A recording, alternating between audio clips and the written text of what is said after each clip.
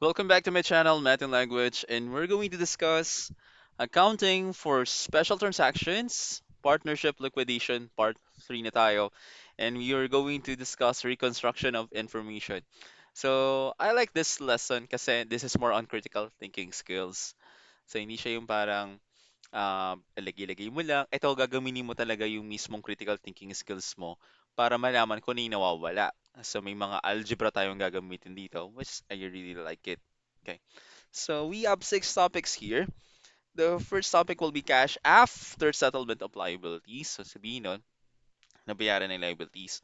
Cash before settlement of liabilities. So, hindi pa bayad yung liabilities. Yung may cash ka pa kaso hindi pa nabayad yung liabilities na yun. Zero remaining assets. So wala kang wala nang assets. Reconstruction of information na may easy, medium, difficult ako dito. Nakuha ko to kay Milan. Okay, credits to Sir Milan. Okay? So, ang galing ng pagkagawa niya ng mga problems solving at yung pagturo. Mm. So let's start with the first one. Again, I got this from Milan, ha? Cash after settlement of liabilities. On January 1, A, B, and C decided to liquidate their partnership. The capital balances were kay A, 20% 100,000, B, 30% 170,000, and C, 50% 100,000. All the partnership assets were converted into cash, and after payment of 30,000 liabilities, 56,000 are available daw sa mga partners. Si A and B are solvent. Okay, maganda to. Pag only, ay hindi, si C pala, may C pala, no? So C, insolvent si C. So wala tong pera. Requirement, determine how the partners' capital accounts are settled. So, ang technique dito is gagawa ka ng accounting equation. Okay. Alam natin, assets is equal to liabilities plus equity. 'Di ba? Okay.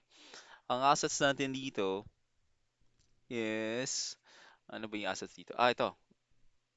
Are available to the partners. Cash yan eh. So, 56K.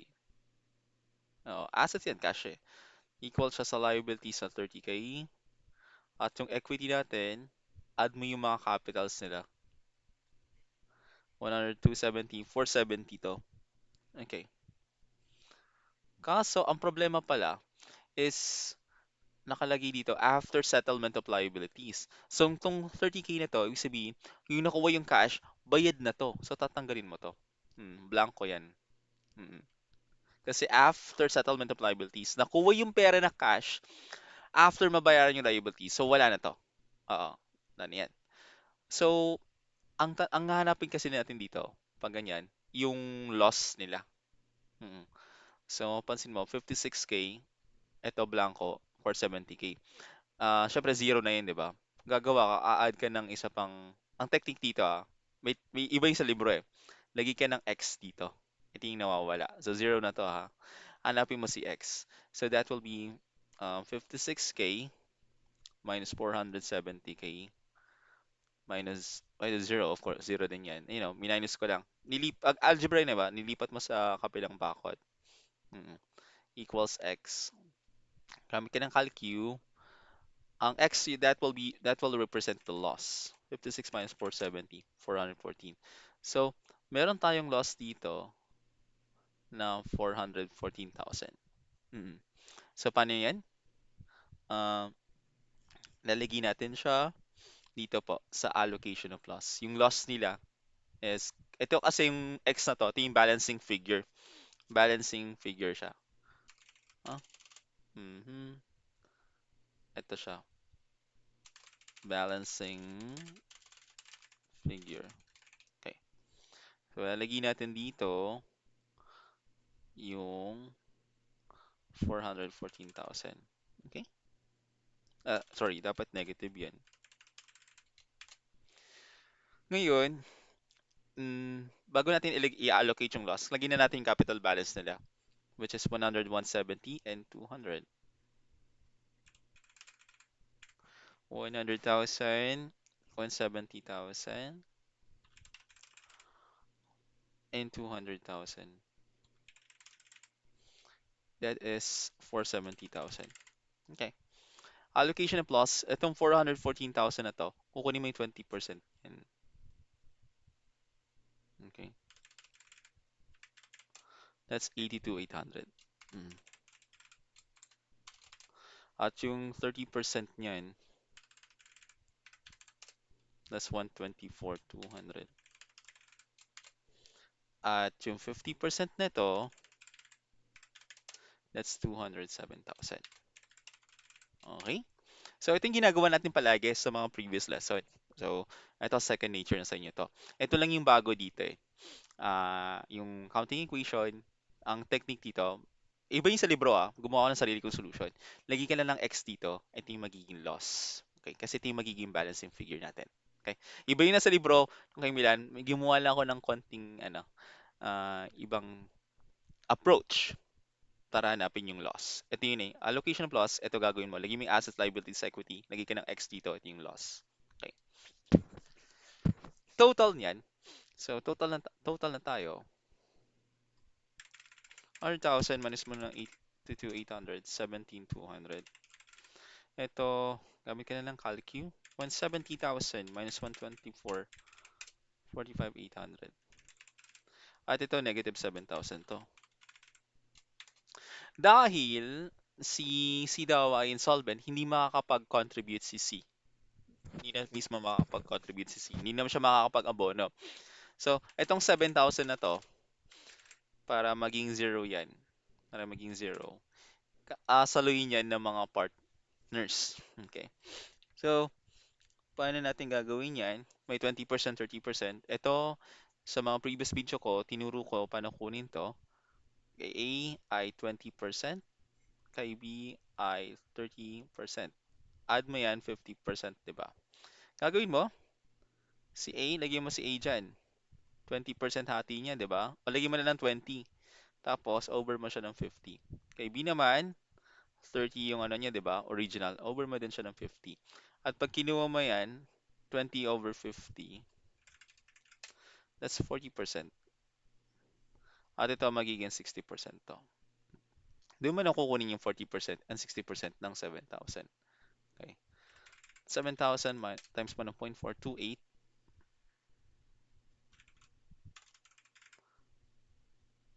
28 yan. At yung kay 7,000 naman dito, 42 to.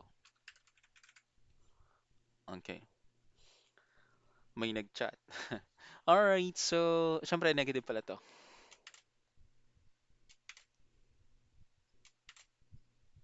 Hmm? Ito 0 to. Okay. Ito, 470 minus 414, 56,000. Yeah. Okay na to. So, zero. Payment to the partners. Let's check. 17,200 minus mo ng 28. That will be 14,400. Ito naman, 45,800 minus mo ng 42. That's 41,600. Add mo yan. Pag in-add mo left to right, you will get 56,000. Kasi 56,000 minus 0 is 56,000. Diba? Okay. So, ayun na yan. Meron tayong makukuha ni A, 14,400 na lang. Kay B, sa 41,600. Kay C, wala na. Kay insolvent na nga siya eh. Nag-abono pa nga si A and B. Ano, kukuha pa siya ng payment. Tapos nag-abono pa si A and B, diba? Hindi na. Hmm. Let's have another one. Cash before settlement of liability. So, same problem to. Ano lang, recycle ko lang. On January 1, 2001, A and B decided to liquidate their partnership. So, kares lang din. 100,000, 170, 200,000, 20%, 30%, 50%. Same problem siya sa number 1. All the partnership assets were converted into 56,000 cash. The partnership has liabilities of 30,000. Only A and B are solvent. How the partners' capital accounts are settled. So, accounting equation tayo. Ito na naman tayo sa accounting equation natin. Mhm.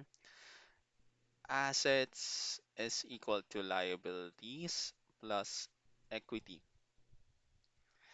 Yung cash natin dito is, saan ba yun? Ito. 56,000. Yun lang yung asset meron tayo. Yung liabilities natin, babaguhin ko nga lang yung kulay. liabilities, 30,000. Lalagyan natin yung liabilities kasi before settlement of liabilities. Yung pera na to, before pa mabayaran yung liabilities. So, lalagyan mo pa rin siya. Plus mo yung equity, 100, 170, 200. That's 470. Tama? 100, 270. 470 yan. At lagay ka dito ng X para makuha mo yung balancing, ay yung loss. Allocation of, yung allocate natin na loss. Okay? So, do your algebra. That's 56K minus 30K minus 470K cos X. 6 minus 30 minus 470. Negative 444. Ito yung loss natin. I-allocate natin to dito. Lalagay ko na rin to dito, ha? Parentheses yan.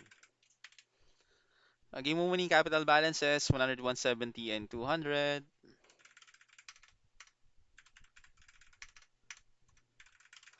And 470 yan. Allocation of loss, kunin mo yung 20% yan. 88,800. Naka-negative dapat yan kasi loss nga yan. Kunin mo yung hmm, kunin mo yung 30% nito. 133,200. Mm. And lastly, 444,000, 222,000. Para dinivide mo lang ng 2. Check lang din kung tama tayo. Just to double check. Add mo lang tong tatlo. 444,000. Yung total, minus mo lang yan. Minus 8,800. Number lock ko. 11,2. Ito naman, 36,800. 200,000 minus 1 ng 222,000. That's 22,000. Negative yan. Yeah. Okay. Iusin ko lang. Okay. See, I think same to. So same problem, assuming pala natin na only A and B are solvent dito. Ay tama, ito nakalagay dito. Only A and B are solvent. So walang pang abono si C dito. Okay? Hindi siya makakapag-abono dito. Kaso check muna natin to, ha? Yung left to right nila. 11,2 plus mo ng 36,800 minus mo ng 22,000, 26,000 na lang to. Check natin. 400 tapos up down tayo. 470,000 minus mo ng 404,000, 26,000 yan. Sino mag-aabono ng 22,000? Itong si A and B. So 2030, yung ginawa natin profit, na-solve na natin to. Ano yung magiging bagong profit ratio? Para dun sa 7,000 lang, 40-60. So kunin mo yung 40% ng 22,000, 8,800. At ito naman, 13,200. Yan. Try mo i-add yung dalawa. 800 plus 1 ng 13,200. Yan, 22,000. Babanggayan dito. Zero to. So, 26,000. Payment to partners, 11,200 minus 8,800. 2,400 na siya. Mm. Medyo mabilis na to kasi yung mga previous video ko, ilang beses natin siya ginagawa. Ito. 36,800 minus mo ng 13,200. 23,600. Add mo to, 23,600 plus 24. That's 26,000. Kasi 0 to eh. 20, negative 22 plus 22. Diba? So, yung babayaran ni A, ay sorry, yung makukuha ni A ay 24. Kay B naman ay 23,600. Kay C, wala na. Wala na siyang makukuha. Negative na nga. Nag-abono pa yung ibang partners eh. Mm. Let's have the next one. Zero remaining assets. On January 1, ganun din. Ito yung same lang to. Same problem. All the partnership assets were realized but were exhausted in setting the liabilities, except one for 50,000 which remains unpaid. B and C are solvent but ah, A is insolvent. Si A naman yung insolvent. I see. Okay. So, paano natin siya gagawin? Okay. Determine how the partner's capital accounts are settled. Alamin mo muna, gawa ka muna ng counting equation dito. Gusto ko lang to. Mhm. Napaaga tong table na to. Gusto ko lang to konti. Ikaw din. Okay. So, assets is equal to liabilities plus equity. Yung asset natin ay zero kasi yun nga exhausted na kaya nga topic natin ay zero remaining assets. Liabilities natin hindi pa bayad to so 50k plus mo yung equity na 470. Yeah, 470 yan. Okay? At gawa tayo ng balancing figure. Ito. Lagi ka ng x dito ulit. Yung technique ko yan eh. Hanapin mo yung value ni x. So 0 minus 50k minus 470k. So x is equal to 50 plus 470, negative yan. Negative 520k. Ito yung value ni x. Okay? So that's the loss. Allocation of loss natin dito ay 520k. Hmm. Capital balances natin, naging natin dito 100, 170, 200. 100,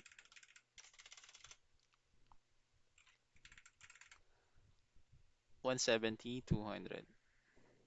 So same lang din.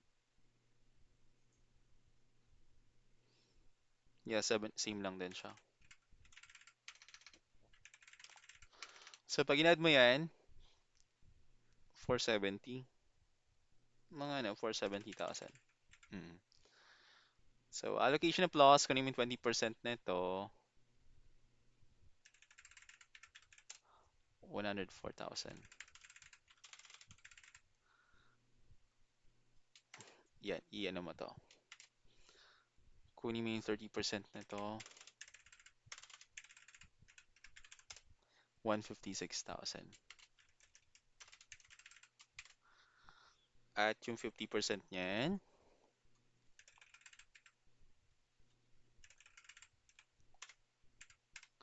times mo ng 0.5, 260,000. Now, you get the total, ito, negative 4,000 to. Ito naman, 14,000. So, minus mo lang. Ito, negative 60,000. Pag inad natin, eka lang, ito, negative 50,000 to. Pag pababa, di ba? 470 minus 520. Check natin.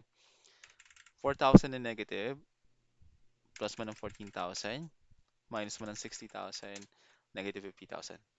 Allocation of capitals is capital deficiency.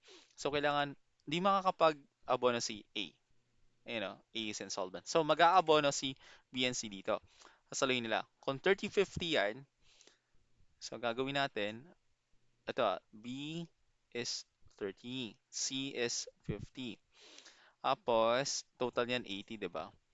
Kay B, ang magiging hati niya dyan ay 30 over 80. At si C naman, that will be 50 over 50 over 80. So, pag kinumpute mo yan sa CalQ, 37.5%. 37.5% to, kay C naman,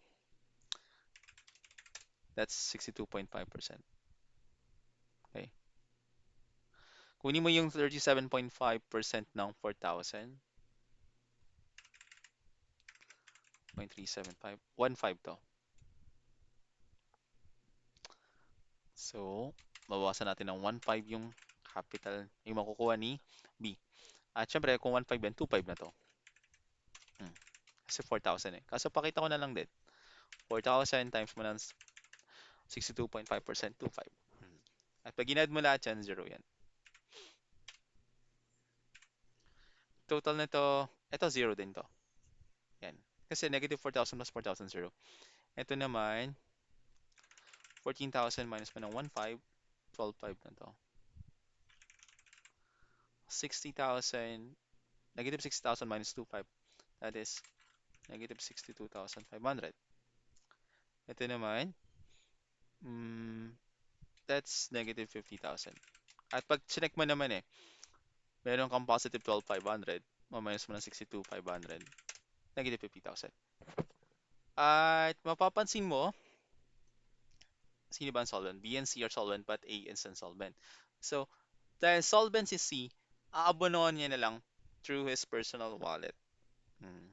So, abonohan niya na lang to. Hindi na mag-aabono si B kasi solvent naman si C. Nakalagay lang dito, A is insolvent. So, hindi na magko-contribute si B dito. Hindi na siya sasalo. Okay? So, wala na to. Ito naman, wala din.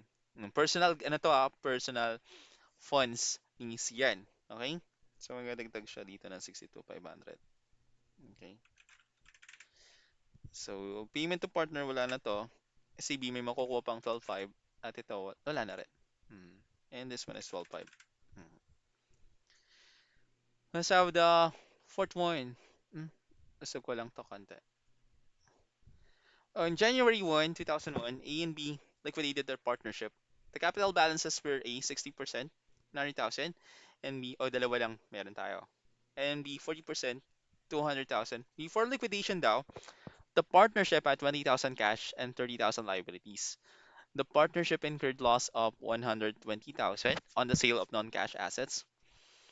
A is insolvent. Mhm. A is insolvent. Sorry, A is solvent. Solvent. May pambayad. But B is insolvent. How much was the carrying amount of the non-cash assets? Ito, mahirap dito. Pag reconstruction of information, daming hinahanap. Carrying amount of the non-cash assets. Tapos, how much was the net proceeds from the sale of non-cash assets? How much did A and B receive from the settlement of their interest? So, may mga inanda na akong table. Pag ganyan, ang tawag dito, gawa ka na agad ng counting equation.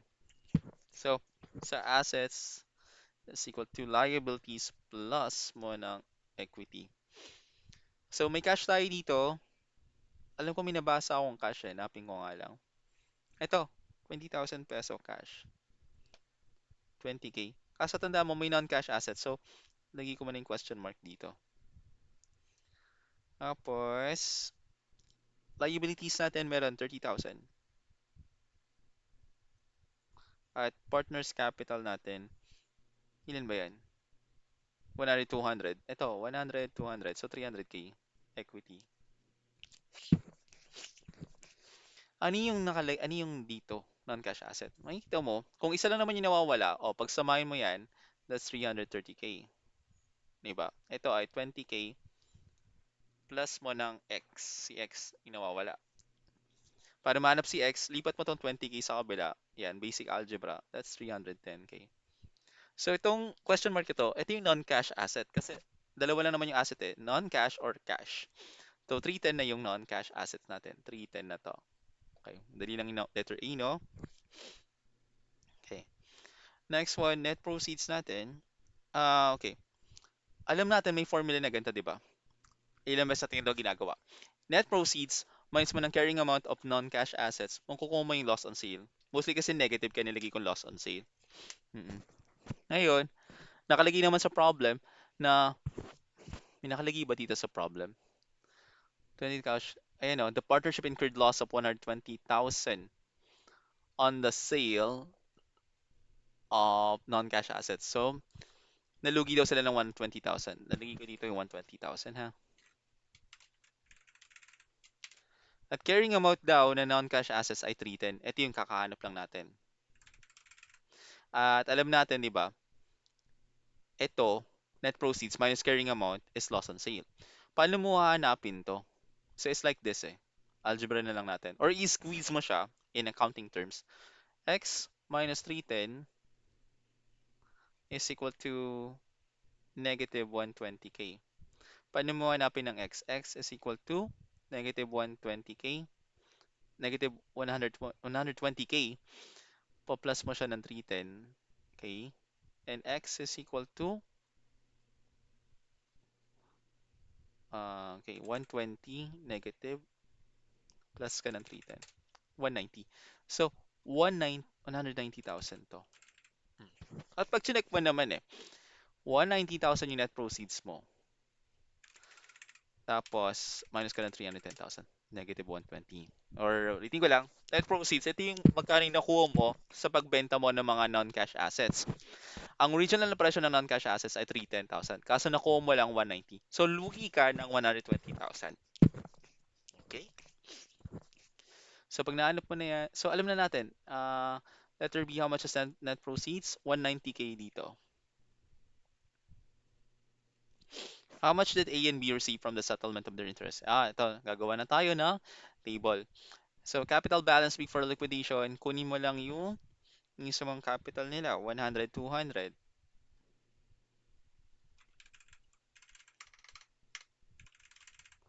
Ito ay 300,000. Allocation of loss is 120,000. Ito yun, loss on sale. Diba? Paano natin allocate yan? 60%, 40%. So, ayun, nakalagay na yung profit or loss ratio nila. 120,000 times 1.6, 72,000. Mabawasan mo to ng hmm. Next one, 120,000 times 0.4, 48,000. Okay. Minus minus na lang yan. Ito 28,000 to. Ito naman 152,000. Pag in-add mo yan, itong 152 plus 128, 180. Asa pag chinek mo naman, 300,000 minus mo ng 120,000, 180,000 yan. Okay? Oh, yun lang yun. So, how much did A and B receive from the settlement of their interest? 28,000 kay A, 152 kay B. So, yun na yun. Ang B receive. Next one, how about pahirapan natin konti. Medium difficulty. Okay. A and B liquidated their partnership before liquidation. A and B liquidated the partnership. Before liquidation daw, the partnership had total assets of 500,000 and the capital balances were A 60% and 60% 300,000 and B 40% 150,000 kay B ng capital. Non-cash assets were sold for 300,000 and on the final settlement, A received 192,000. Requirements, at ang dami. How much was the total loss on the sale of partnership assets? How much did B receive in the settlement of his capital balance? How much were the total liabilities of the partnership? And how much was the balance of cash before the sale of non-cash assets? Daming tanong, no? Kaso, dali lang yan. Gagawin mo, hindi naman hinanap yung non-cash assets, so table mo na lang din. Hindi ba yung allocation of loss? Hindi. Mas maganda kung iti-table natin kasi makikita mo kung ano yung nawawala eh. Ito, capital balance before liquidation, binigay naman, which is, ano dito? 300 and 150.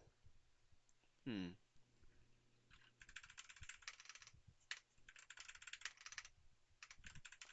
Yan. Allocation of loss, hindi binigay eh. Hindi natin alam. Hindi natin alam to. So, blanco muna. Balikan na lang natin.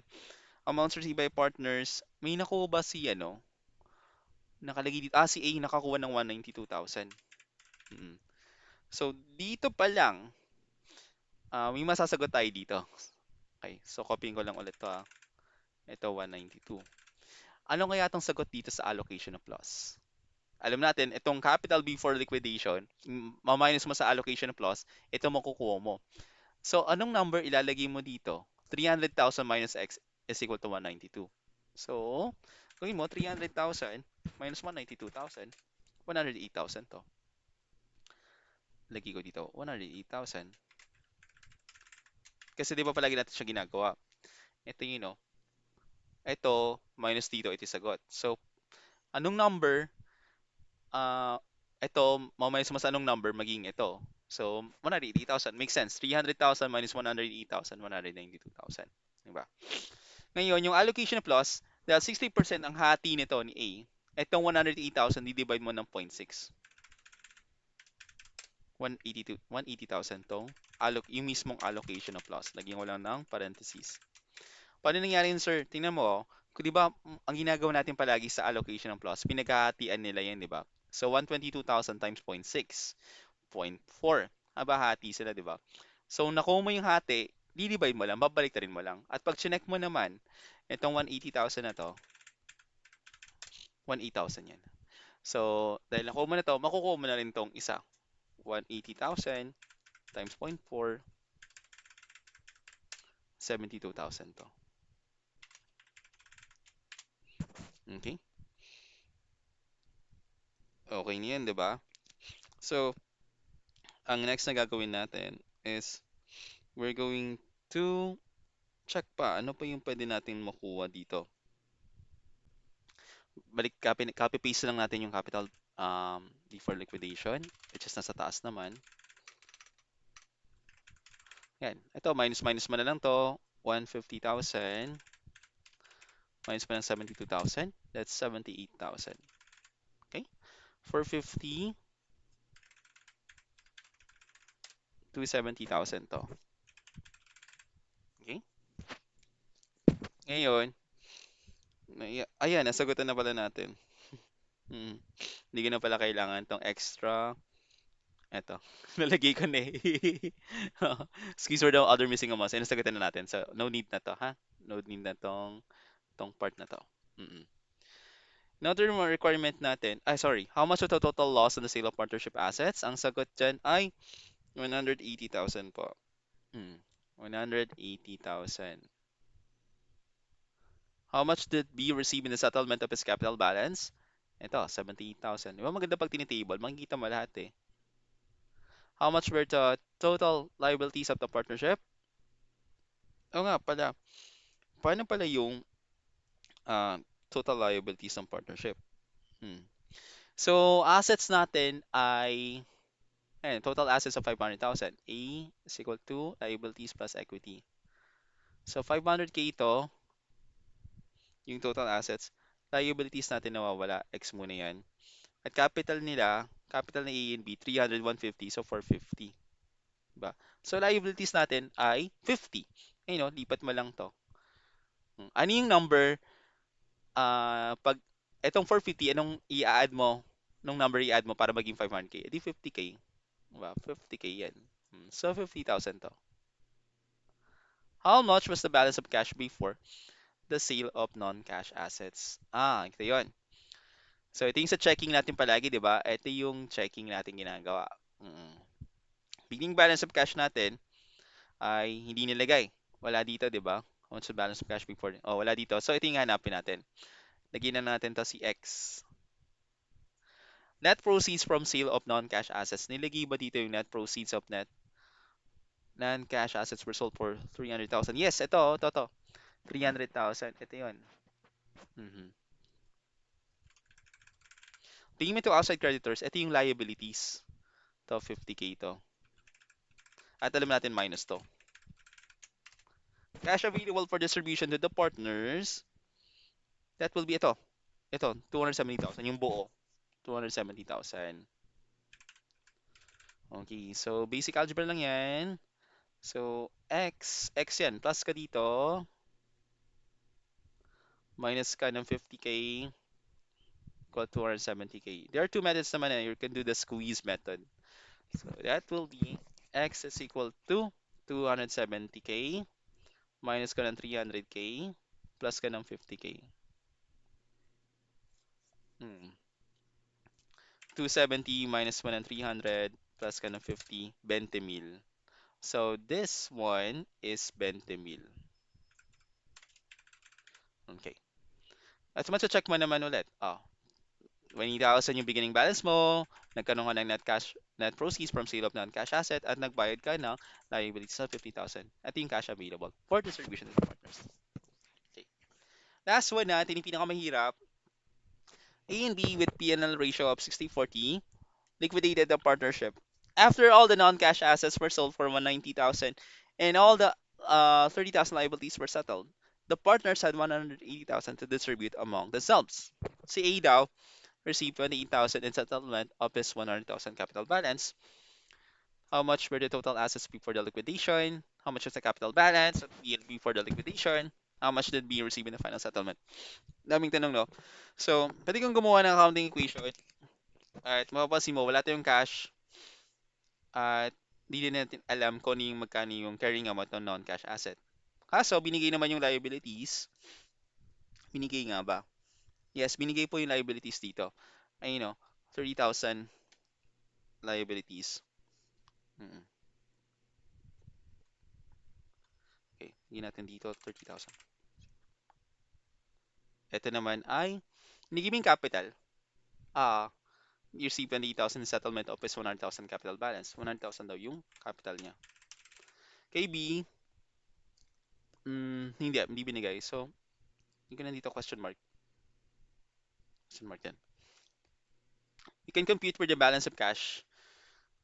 So, kasi binigay naman yung net proceeds. Meron tayong 190,000. Ito yung net proceeds. Payment to asset creditors liabilities yan. Cash available for distribution to partners. Binigay din. And the partners had, ito, 180 to. Mhm. So, X muna to.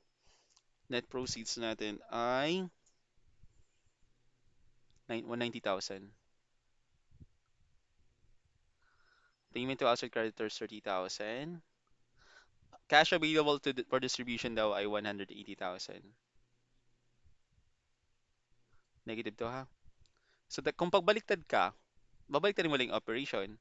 Squeeze mo na lang. Pwede ka naman algebraic at yung kaninang method. So 180,000 ka, simula ka dito. Dahil minus to, magko-plus ka. At dahil positive to, mag-minus ka.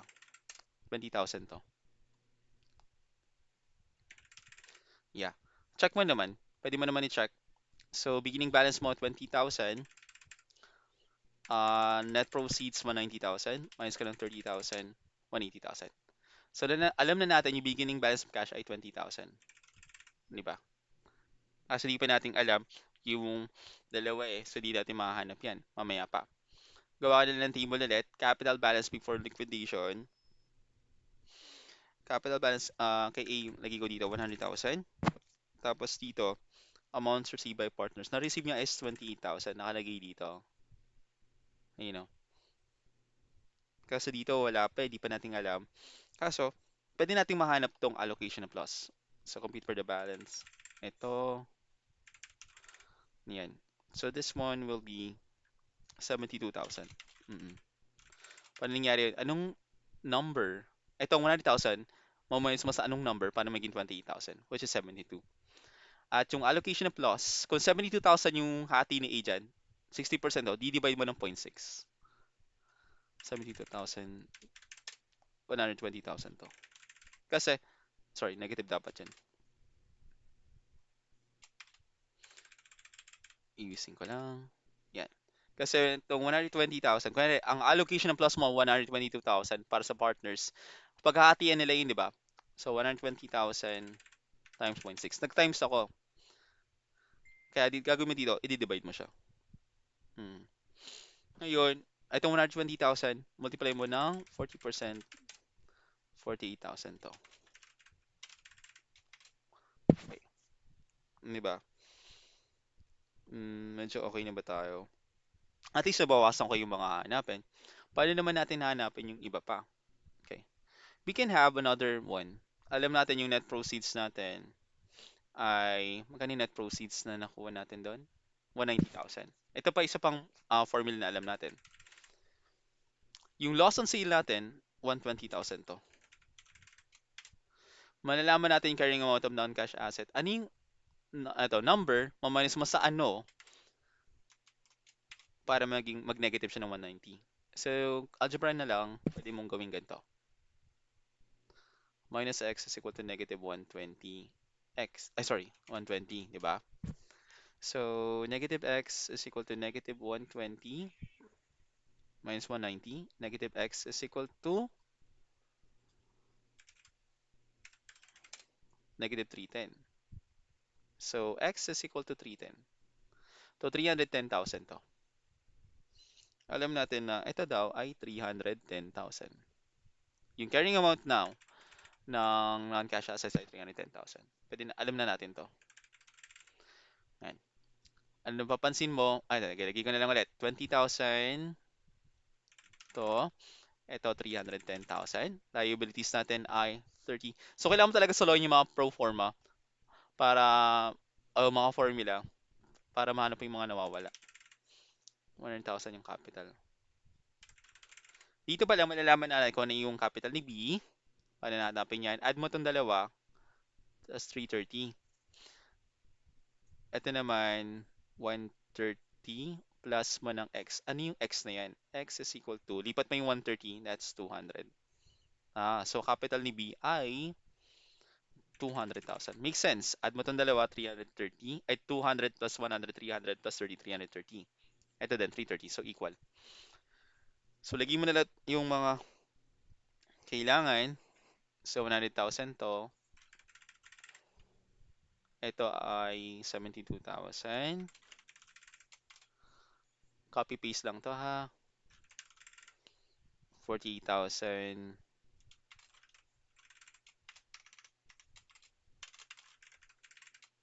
Okay. Dito, capital ni B daw ay 200,000. So total niyan ay 300,000. Minus mo to 152,000. At ito ay 180,000. Pag inad mo, 28 plus 152, 180. Di ba? Check natin. So, yung mga tanong ulit.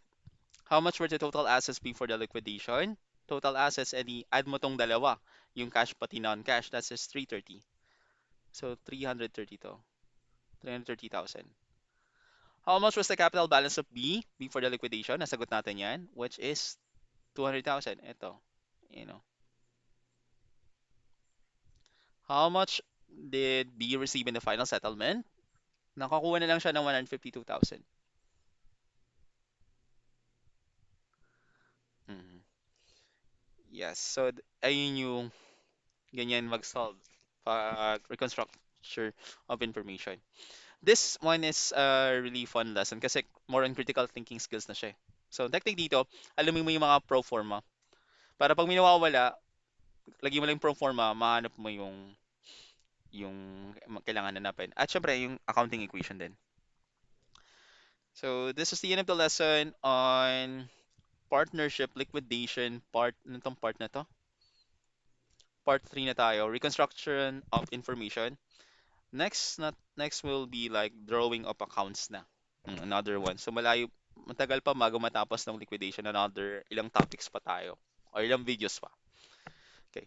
And I will really appreciate if you will like and subscribe. And if you have questions or you need clarifications naman, please comment down. Again, this is James, your math and language instructor. I'll see you again on my next video, which is Partnership Liquidation Part 4, Drawing of Accounts. I'll see you again. Bye. Thank you.